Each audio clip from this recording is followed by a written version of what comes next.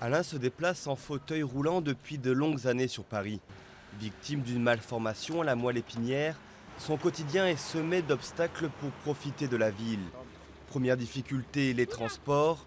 Les plateformes d'accès au bus sont très souvent en panne.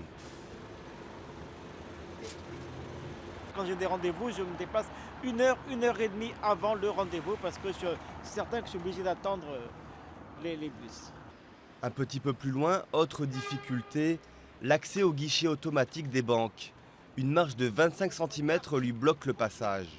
On est déjà diminué et on nous pénalise encore avec la non-accessibilité des, des distributeurs de billets, des choses les plus courantes que l'on doit faire dans la vie. Un quotidien difficile qui devrait s'arranger. La loi sur le handicap de 2005 prévoit que tous les bâtiments et transports devront être accessibles aux personnes handicapées en 2015.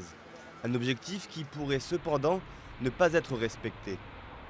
L'accessibilité avance, mais pas bien vite.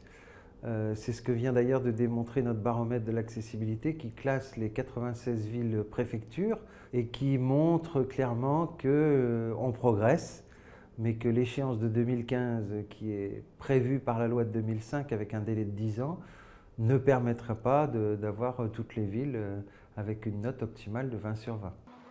La pizzeria préférée d'Alain, elle, prévoit d'effectuer les travaux d'accessibilité, contrairement à de nombreux commerces.